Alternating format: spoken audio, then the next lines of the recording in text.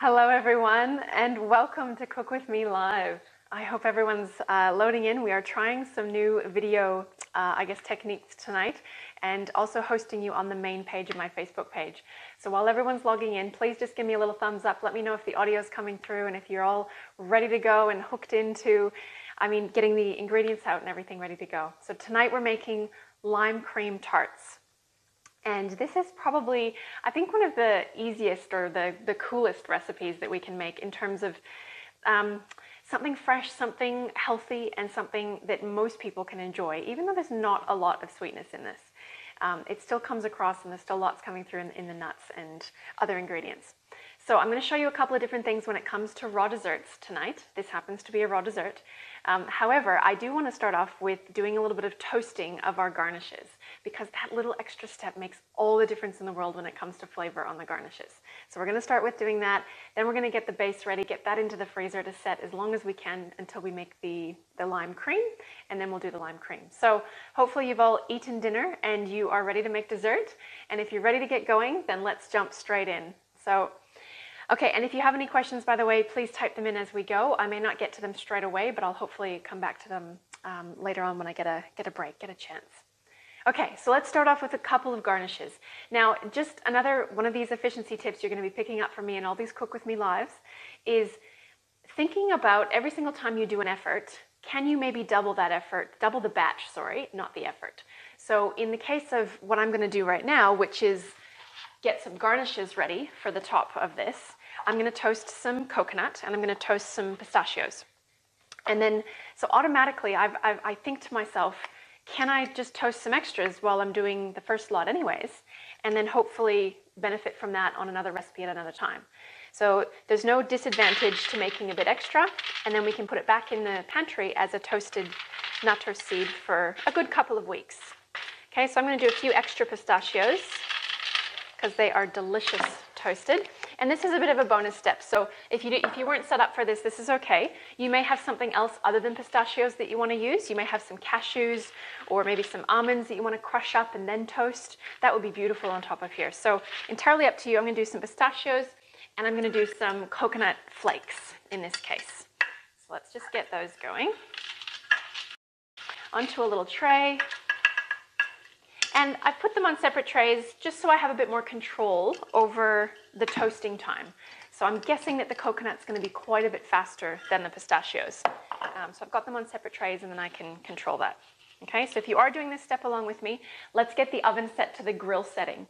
And we probably want to take it right up to about 300 degrees Celsius, or that would be about 475, maybe 500 Fahrenheit.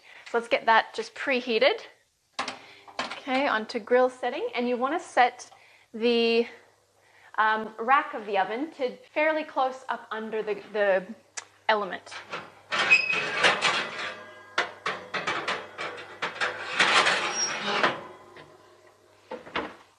Just so we get some toasting as opposed to baking. Okay, so while that's heating up, we're going to put those aside just for a second. And then we can start getting ready for the bases. Because the sooner we get them into the freezer, then the faster we can make the rest of this all happen. How is everyone going? Let's check in with you guys. Okay, welcome Lorraine. Hello Karen. Thank you. Hey Gabby, how's it going? Good. While everyone's logging in, I'll just answer that question you had there, Lorraine. Can you freeze the cream? Okay, so to answer that question, you can, but I wouldn't freeze it on the tarts. So when you thaw it out, it's going to need an extra little mix. So in that case, I would freeze it separately, thaw it out, give it a good stir, and then you could pipe it onto the tarts separately when you're ready to serve it. You could even freeze it in the piping bag and then just let the piping bag thaw, give it a bit of a massage to mix it all up again, and then you should be right to go. But I wouldn't recommend necessarily freezing it directly on unless you eat it from frozen. So you could make the tart, put the cream on, and then eat it from frozen, and that would be all right. All right, good questions. And guys, I just want to remember and remind you at all times, there's no such thing as a silly question. Chances are if you're thinking it, somebody else is too. So it's very helpful, especially if someone is watching this in the recorded version later on and they didn't have a chance to ask that question. It's good if you've asked that, because I can definitely glaze over things without realizing that I've skipped an important detail. So please do ask questions. Okay, all right, so let's get stuck into the base. Like I said, just while that element is heating up. So you are going to need a food processor. It does not need to be a whiz-bang wow food processor. I've done this in my other food processor, which I would bring out for this. However, it's kind of scary looking because it's a commercial version. It's not necessarily even as powerful as this one. It's just more scary looking, so I didn't bring it out. So I'm going to use this food processor in this case for the base recipe. All right. Now, if you haven't got desiccated coconut already, and you happen to have the coconut flakes like I have here, I'm actually going to use them instead of the desiccated, because obviously when we pulse everything in the food processor, they're going to become pretty much desiccated. The only thing to note basically is if you are using flakes, we're going to need roughly twice the volume, just to make up for the fact that it's not compacted in the cup. It's probably closer to 1.5 times, but in this recipe, it's pretty flexible. So if you want to go the extra little bit of volume, you're welcome to. So in this case, I'm using a 1/2 cup. I'm going to put 4 of those in, just so I get up to that little bit of extra volume for the coconut. And just while we're on this, I just wanted to make a quick little correction to the recipe. I've noticed that I halved the amounts on the recipe, but I forgot to have the serves. So this recipe serves approximately 12, not 24. So you can make that little correction on the recipe just in case you looked at that and went, oh, that's way too much, and now you're halving everything in the recipe.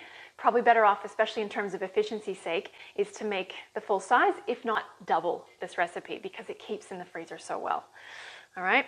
And even if you just double the base and make extra bases, then you can pull the bases out at any time and cover them with pretty much any raw dessert that you want, because this is a very versatile raw dessert base.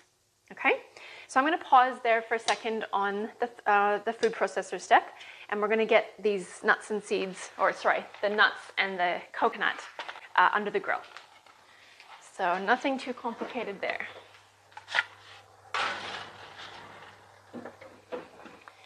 The only thing is we cannot forget about that. That is probably the number one thing. It's just so easy to do. You get involved in this and then we forget to check on those. So I am going to just try and stay really present to remember those ones. If anyone has any questions about raw desserts or anything in general, please do feel free to ask them now while we get those little bits toasting for our toppings.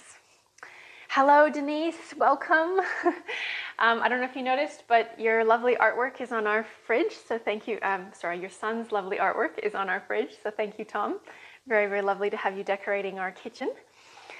And yeah, I'm curious to know how everyone goes with raw desserts. If it's something that you're making regularly, if it's something you've never tried, is there anything that kind of scares you about raw desserts, or you just kind of can't get your head around? Definitely please ask those questions, because it's something that is so easy to make. It's so quick and simple. We don't have to necessarily bake anything. And it's normally, they store really well in the freezer. So they're very easy to make a large batch of.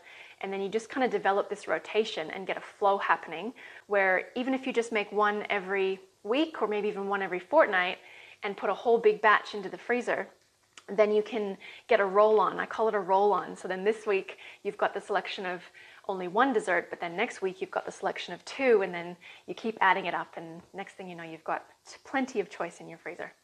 Okay, I'm just gonna check on these, make sure we don't have any burning happening. I can smell them. Whoa. That's what I mean. You can forget about them. Okay, so the coconut's definitely toasted. Possibly a little bit too much on some of them. Other ones are okay. The pistachios, we don't really quite yet have the browning on them, but they're very close. So I might just give them a little toss and just another touch longer. Not too long. Okay. Hopefully yours aren't as toasty as mine got, but we can definitely use this one end. Those are going to be delicious. So yeah, coconut's really quick. We should have been watching that one a bit closer, my bad. Okay. Yes, Denise, his artwork is very, very happily on our fridge. All right. Okay, so that was easy. Nice and quick. And then we're just going to let these cool, because we definitely do not want to be putting the hot garnish on top of the cool avocado filling. So we'll let those sit right there. and then back into making the base. Okay, so after the coconut, let's get our macadamias in. About half a cup, but if you love macadamias, you can be more generous. I quite love them. Let's go a big half cup. Okay, some cashews, approximately another half cup. If you have them toasted, that's okay too. If you have them salted, then try to just hold back on the salt that you'd be adding to the lime cream. So don't add that in if you've got a little bit of salt in the base, but that would be kind of nice even to use roasted salted cashews as well, okay? After that, we need some dates. Now, if you haven't got the soft medjool dates, these ones, then you can definitely be using the dried dates instead. The only thing I will recommend is that you pre-soak them in a bit of boiling water or hot water first, because otherwise they'll be quite dry and they won't form the bind that we want in the base. Okay. Now, about 2/3 of a cup of these medjool dates. Don't forget to take the pits out. That is the loudest sound in any food processor I've ever heard, and they really, really easily can break your teeth if you accidentally bite into one of those. So please take every single pit out, double check that those come out. And even if you're using the already pitted ones, still be careful because they're machine done and they can still get missed. Okay, so how many is 2/3 of a cup? Well, I'd say about 5 or 6. So that's 1/3 of a cup. I could probably squish 3 into each, if not maybe 4. So let's just say 6 dates will be 2/3 of a cup. You could go the 7th if you've got a bit of a sweeter tooth. All right, so that's our dates. Then we need 2 tablespoons of coconut oil. Now, ideally here, because this is not getting cooked at high temperature, you want to be using the extra virgin coconut oil so that you get the most nutritional benefit out of this recipe. Okay, so the very first press of the coconut is where we get all of that extra beneficial, the delicate nutrients that are sensitive to high heat, but in this case will be just fine in a raw dessert. Okay, so we've got our coconut oil. Then we need some vanilla. And I've said about a teaspoon. Whether you're using extract or gel, or in this case, organic vanilla powder, which I've heard is very rare at the moment. Funny story on that one. I accidentally ordered about $700 in organic vanilla one time. Didn't mean to. But anyways, now I have some in the apparent world shortage at the moment. I still have plenty. So I'm going to be using a full teaspoon of this stuff because it's my favorite. And hope that I don't drop this jar, because that jar is probably worth about $50 at the moment. But anyways. Okay, so we've got our yummy vanilla in there. Now, the last little bit, the almond essence, totally up to you. Almond flavor is not for everyone. And I just want to make sure that if you're using an almond flavor, that it isn't a chemical-based flavor. In this case, this is a pure extract. So this is literally just the almond bitters in with a little bit of, I believe, alcohol as its base. Okay, so, and a little bit of water they've added. That's it. So there's no artificial flavors, there's no natural flavors, it's pure almond. So if you want to add that in, we can go, and if you're not sure, go half as much or go just a couple of drops. So not required at all. Just a nice little bit of extra oomph to it, if you will. Okay, that's our base. So let's get the food processor cranked up. And we just want to blitz it until it starts to form a cohesive ball. So depending on what speed you put it on, we'll see. It probably will take, I don't know, maybe 10 seconds or so.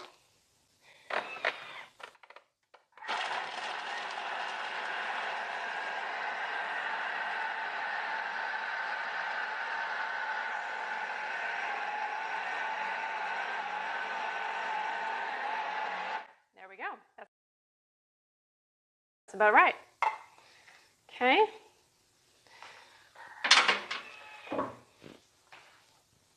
So this is what we're looking for, that cohesive ball that kind of starts to hold itself together. Now, depending on your machine, it might look a little bit different. So you just want to test it in your hands and just make sure that it holds. That's kind of what we're looking for. Okay? And if you want it smoother, just let it go longer. Just let it keep running. But that's good. I like a little bit of texture in mine. All right. Now, in terms of what you put it in to make our forms. This is where you can get a little bit creative. However, the more creative you get, the longer it will take. So that's just a bit of a heads up. So if you were to do this in a very fancy style and you're going to be serving this to very fancy guests, you might want to get yourself a nice little form, okay? The only thing I'm going to mention is that you kind of lose a little bit of that effect. So when we pop them out and we turn them this way up, we're then going to be covering it with lime cream. So you're going to lose a little bit of the beautiful effect in that sense. So that may or may not be worth your time investment. Something like this would be another option. So kind of a smaller shape. Just takes a little bit more time to pat in with your fingers to make it flat, but that's definitely an option. The other little trick I'm going to give you tonight is, and this is what I've got for the base that I've already got frozen to show you, is I would recommend a springform pan, okay? And here's why, I'll show you. So it just makes it one step easier. If you were to use a little bit of baking paper for this, only because if the base is non-stick, A, we don't really want it touching that, and B, you can't cut on non-stick surfaces, otherwise it'll cut the surface. So what I do is put a piece of baking paper over that, ideally a corner so we don't waste, and then I put the frame over top, push it down, and while you're pushing down, close it. And instead of having to cut and measure and get the perfect little circle cut out, you can do it this way, and then you can just trim around the edges. Okay? And then this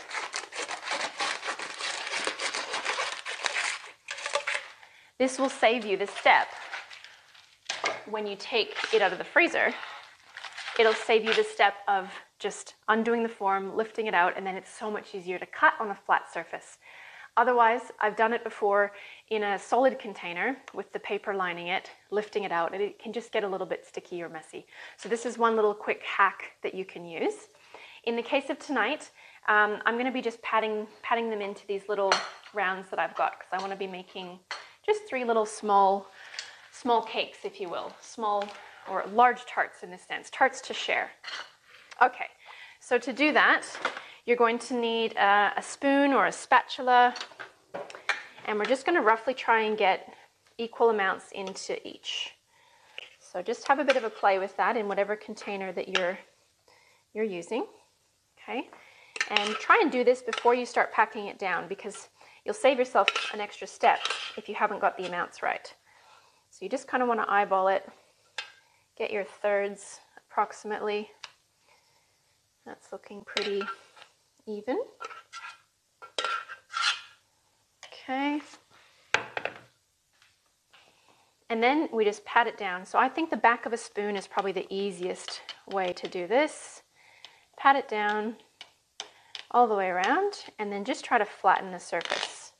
So we've got a nice base to put our lime cream on.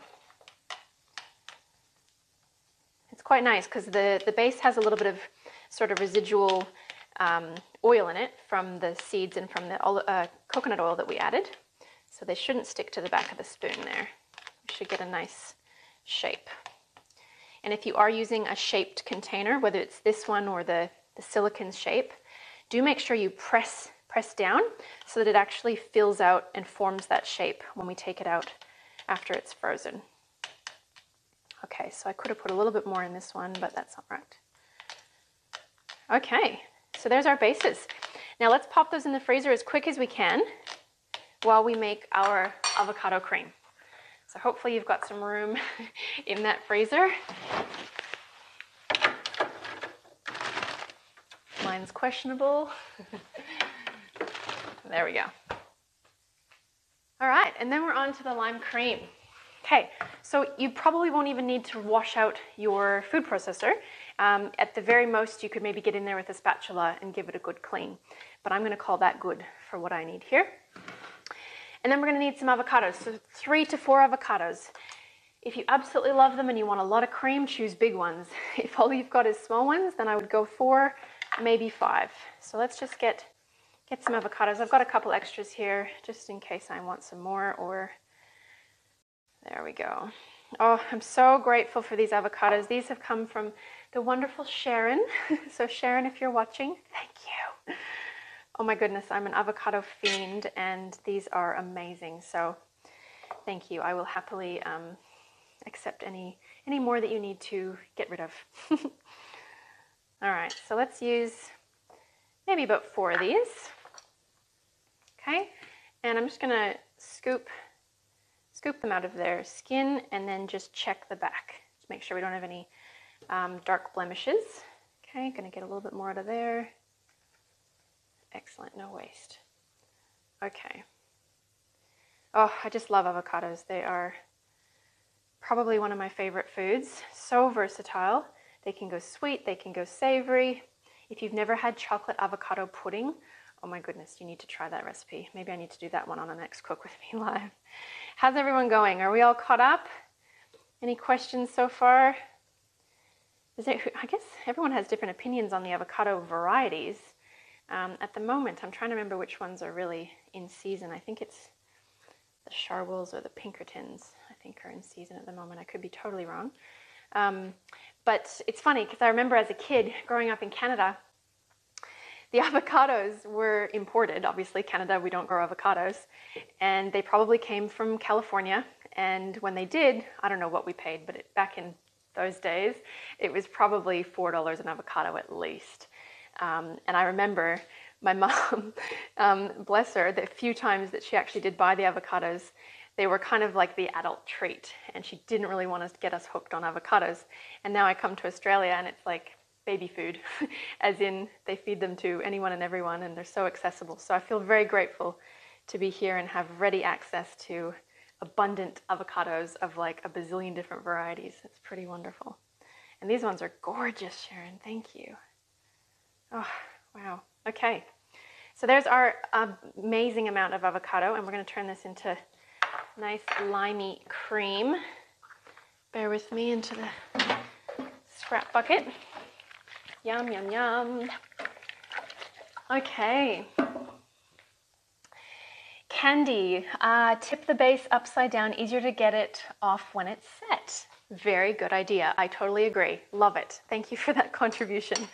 And I want to show you the cool springform pan that I've got the other bases in. I can't wait to show you that. It's pretty cool. Okay, let's get some zest into these. Now, you could be using a regular grater. You could be using a microplane. This is probably my favorite tool. It gets the zest off most efficiently. However, it's also a really dangerous weapon. So if you are using one of these, please be very careful. Watch your knuckles. And just know that it also cuts on the edges. So be very careful with that.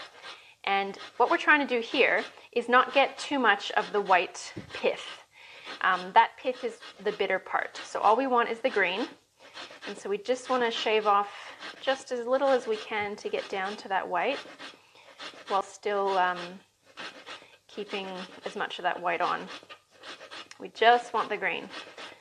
Okay, now you will notice too in the recipe that I have said there that as an optional addition, you could potentially, if you're up for it, this is your choice, I'm not telling you to do this, you could be putting in 1 or 2 drops of either lime or lemon essential oil.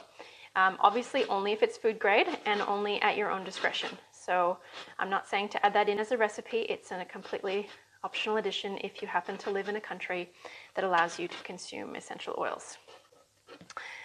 Okay, next lime. And I know this takes that little bit of extra time and a little bit of patience. I find it a little bit zen-like actually. But if you can just think about it as a meditative process or just super critical for that amazing flavor that we're going to get from the zest. And if you happen to be working with a tool that's frustrating you out of your brain, maybe you want to get a microplane. They're pretty awesome. Now, if you didn't have limes, you could definitely be using lemon. I have yet to try this recipe with orange, but I'm sure that would probably work. Grapefruit would be an interesting one as well, maybe a bit harder to get sweet. All right, we are nearly there. One other really cool thing I'm still testing and experimenting with, but I found this finger lime dried powder. So freeze-dried finger lime powder from Australia, very bush food-esque. Finger limes are native to Australia. And it looks like this. So I'm going to be using a little bit of that because it is delicious. And as far as flavor goes, keep in mind whenever we're using something with a high fat content, which in this case is the avocados, it's going to take a little bit more effort to get that flavor through because fat tends to, well, it does two things. It will mellow a flavor, but in that case it can sometimes reduce the punch of the flavor. In some cases, not all cases, okay? So what I like to do is make sure I add plenty of these other little special flavor bits, if you will, to make sure we still get that nice punch and that nice limey flavor in the cream. So once we've zested them, then we juice them. If we do it in that order, they're a lot easier to zest. I forgot to say that in case you've already juiced yours. Okay, and if you're using one of these juicing kind of contraptions, please fold the halves over on themselves and give them that second squish. So I like to fold them over and then press them in for another squish. I just find that they get thrown away too prematurely with still a lot of juice in them. And so you can make your dollar go a lot further by doing it that way. So fold it in half, press it again, and we get extra juice. Okay, so we've got our juice. Now I've said 3 limes. I am going to put the third one in here because I did have a fair amount of avocados. So if you're going to do that as well, then do take the time to make sure you get all that flavor. You will not regret it. It's so delicious in this. It's a very refreshing kind of summery dessert. And because we can make this one look so festive, it's kind of perfect timing leading into Christmas. So maybe think to yourself whether or not you want to have this on your Christmas menu plan. Those of you that are in the summer hemisphere. Okay. And we'll go quickly with one more lime.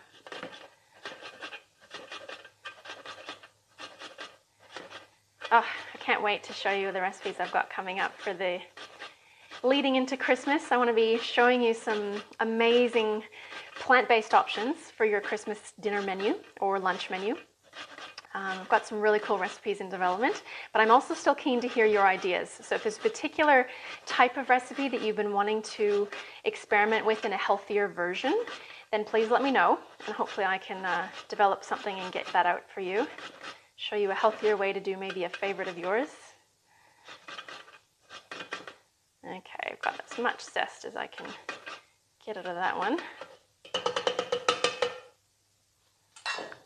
And a little bit more juice. Now we can talk about other uses for this as well. So like I said before, if you have extra bases in your freezer, you could be taking them out and doing a chocolate avocado cream instead of a lime avocado cream. So pretty much the only swap outs would be limes. Like instead of the limes, you'd be putting in cacao, and maybe you'd put in a touch more sweet, but you probably wouldn't need that actually. So you could do a chocolate avocado cream, and you could get creative with other types of raw bases. You could do a cashew cream base, lots of other ones, even a lemon meringue with more of a gel base. So lots of uses for the base. And then with this cream, I'll be honest, sometimes I have it on toast. I know it's a sweet version, but kind of like you'd have, jam and peanut butter or something on toast. That's another delicious option if you have extras. I'm pretty sure in some commercial I saw that they would just have it, not this in particular, but the idea of eating it straight out of the piping bag. I won't say to do that. I didn't say to do that. Okay, so we've got our avocados, our limes. Let's put about 1/4 cup of honey.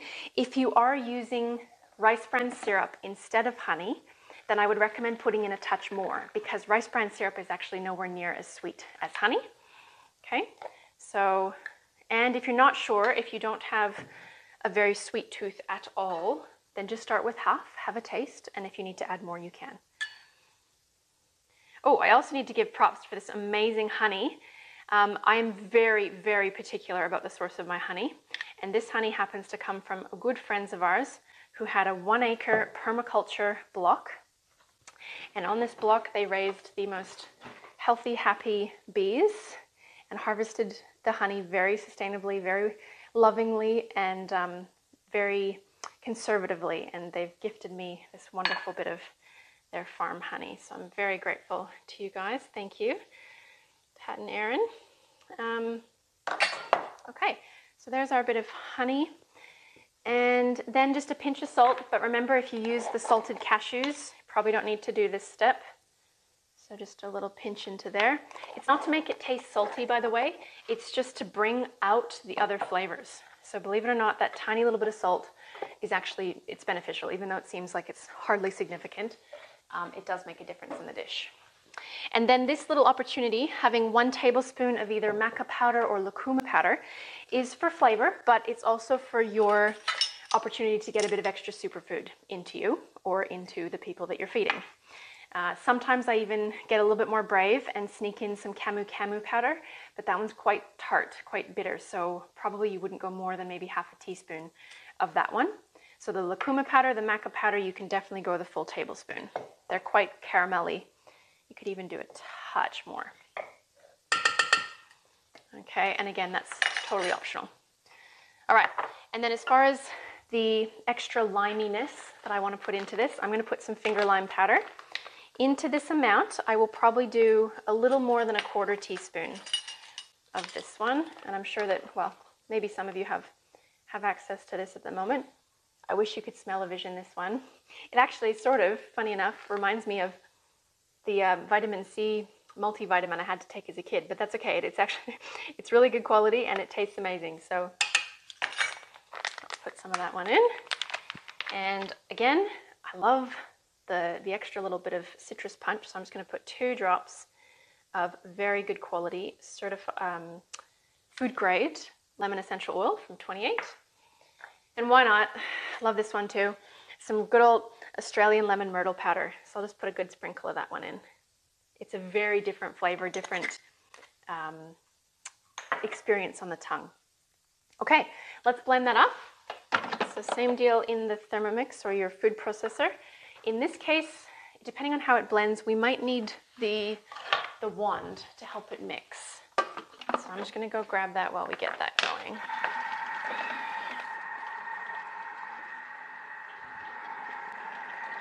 Oh, we might get away without it. But do get your spatula ready.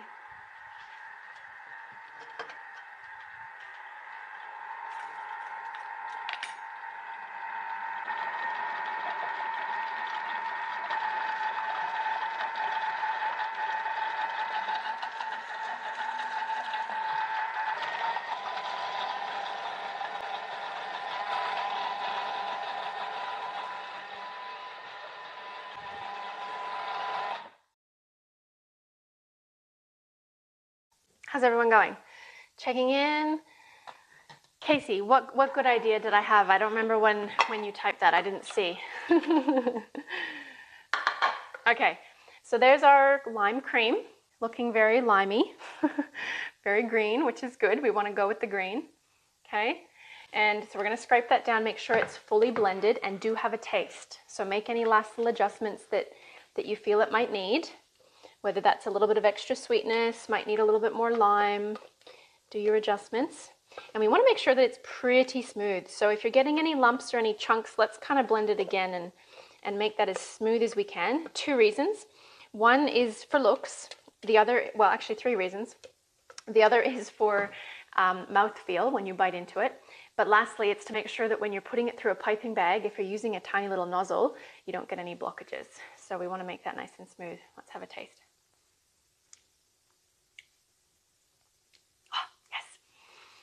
Lime cream. Okay, so I'm going to give that one more quick little blend just to smooth it out even more while I throw you the lid.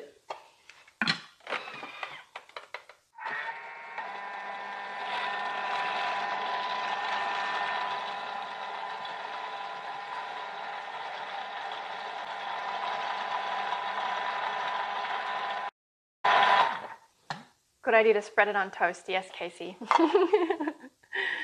I hope to see photos of that. Okay, that's better. There's our nice splatty looking lime cream. Okay. Now, as far as a piping bag goes, if you don't have a purpose-built piping bag, you can definitely be using like a normal sandwich bag. And if that's the case, you would be filling it down into one corner. So we want to try and fill it down into that corner. and then like leave it sealed. Don't cut it yet until you're just ready to use it. So I would even leave it sealed, put it together, put it in the freezer, let it chill, and only when you're just about to use it, snip off the end. But I do want to say, snip less than you need first, because it doesn't look like much, but by the time you get that opening up into a round hole, you're going to get a huge, potentially a huge spreadable, I guess, amount at once, which can be a bit stressful. So go smaller than you need first, and then you can cut more if you have to. I'm going to use the piping bag just because I've got it here, and I'm going to choose my little weapon of a nozzle. I think that one looks good. Let's just go a nice medium size nozzle. Okay, put this guy in. So if you've never used one of these before, normally you've got to put a piece inside and then the nozzle over, and then secure it on with the little screw on there. Hopefully it'll take. Yeah, there we go. Okay, nice and tight. And then I find that one of the easiest ways to fill that is to actually sit it in a jug.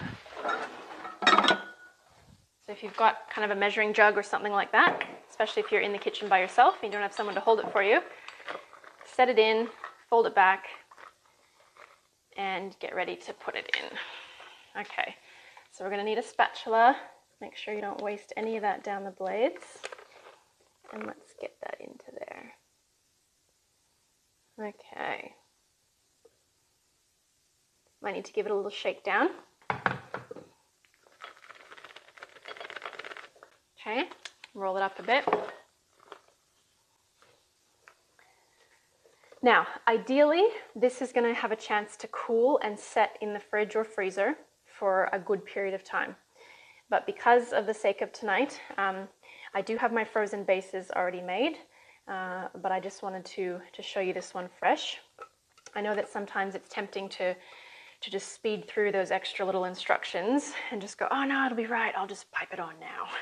So I'm going to show you what that looks like, and it's probably going to work okay.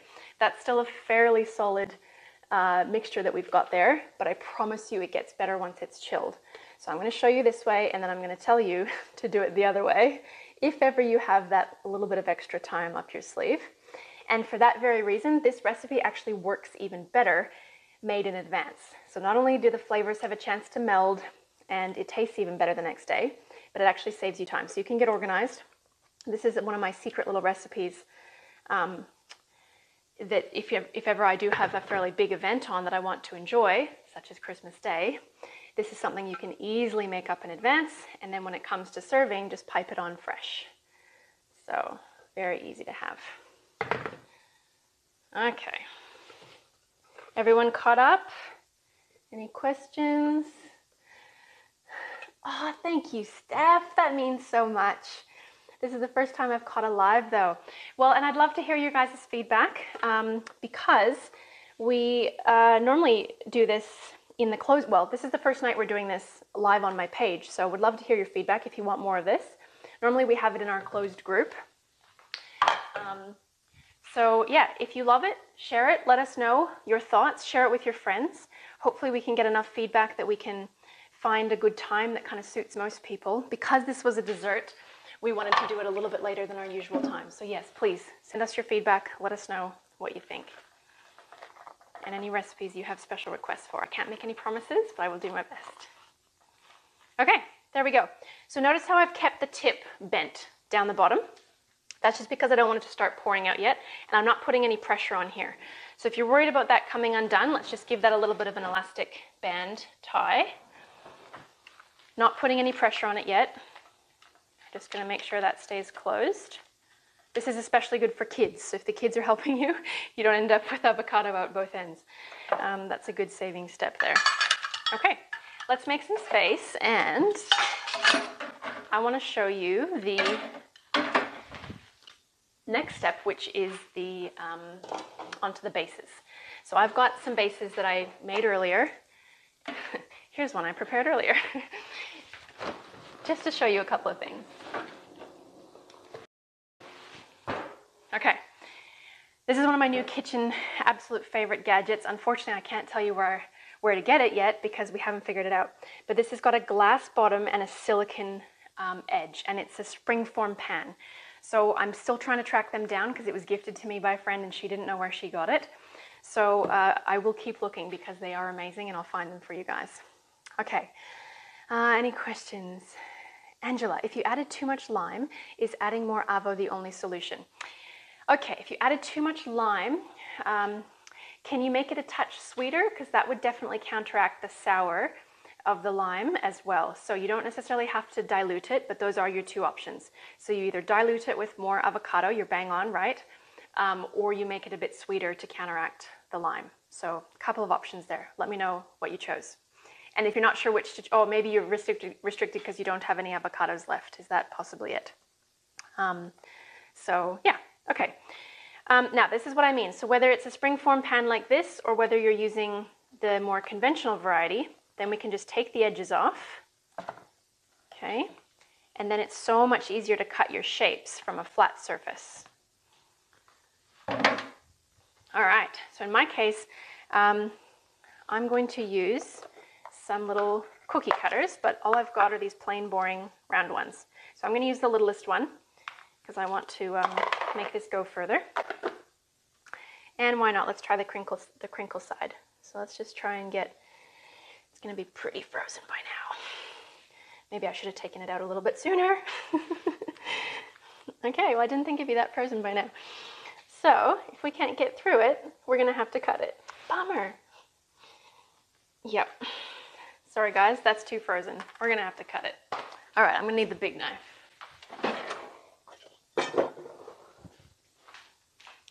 Mission fail.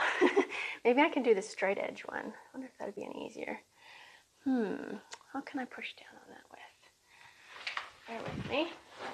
Now I'm up to the challenge. I'll figure this out. Yes, okay. So I just need more pressure. So if it's too frozen, let it sit. And if you don't have that luxury of time, use more force. Yes, okay, that'll be fine. So I will get some fancy ones. There we go.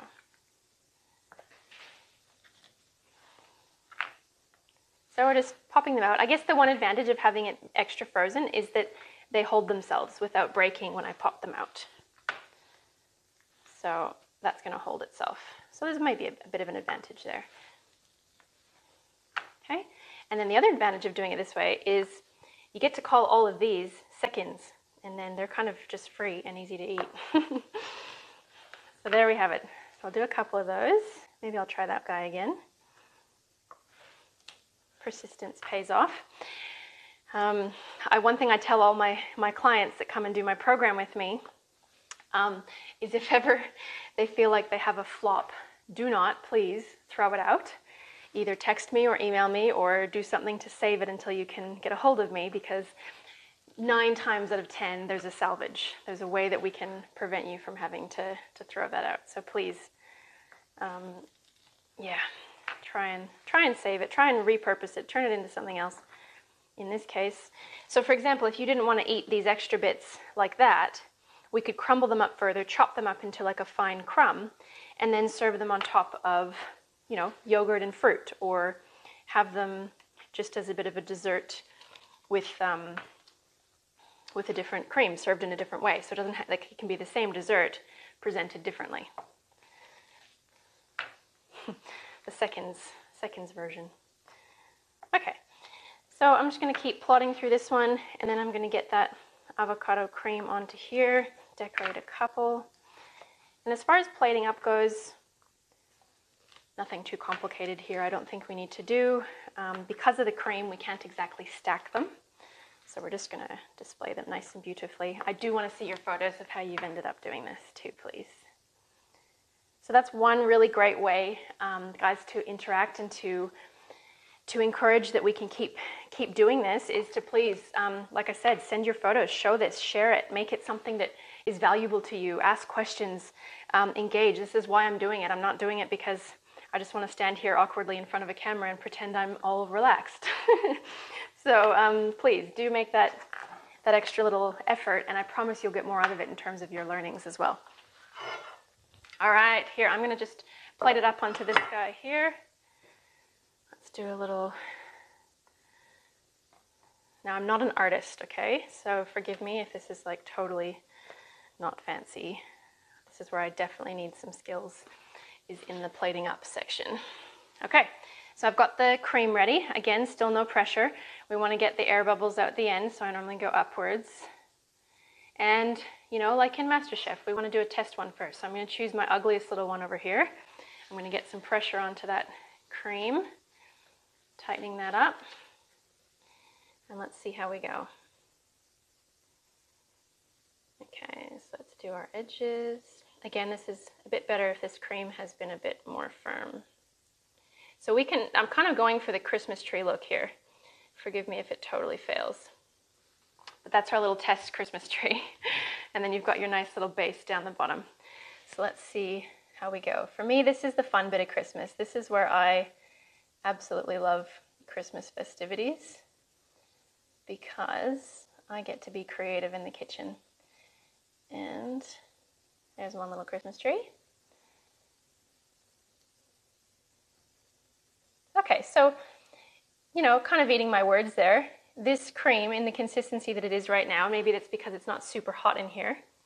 This is what I mean. So I'm squishing right now, and there's obviously a chunk in there. I've got to let it go. Oh, is it going to burst? Yeah, there we go. Looks wonderful, I know. Okay, that's why we want it to be a really smooth cream, so we don't get that happening. All right, so I'm going to do one more, and then I'm going to show you how I'm going to decorate this. Yep, got a few little chunks in here.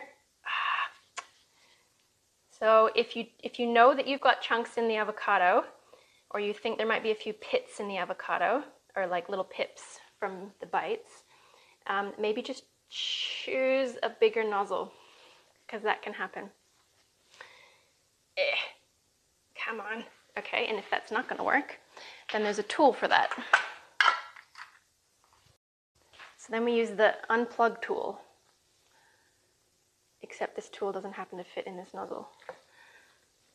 Oh, yes it does. There we go. Okay. And that's why we elastic band the base. There we go. Okay. Blockage temporarily removed. All right, I'm going to decorate. So, we've got our little garnishes, and we could just do them.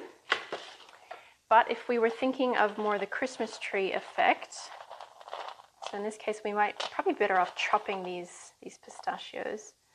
They're a little bit big for these delicate little desserts, so probably better off to give them a little chop first, or a quick blitz, literally half a second in your machine. Okay. I would have liked to have had all these decorated so I can show you. The same with the coconut flakes. But in this case, I actually want to show you this fruit in case you've never seen this one before. So these have just come available. They have very big spikes, so be careful. Okay. I'm going to put my little ugly tree up here. It's not so ugly after all. And this is called a yellow dragon fruit. So if you've never seen this one, I'm going to cut it down the edge.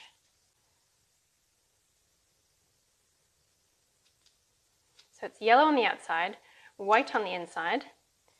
If you find, there's different colors. So some of the pink external color, you can get white inside. It's actually very, very opaque white, whereas this is quite kind of clear.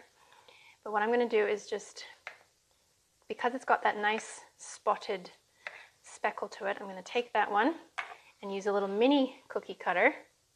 And this is getting really fancy, so this is totally not an everyday thing.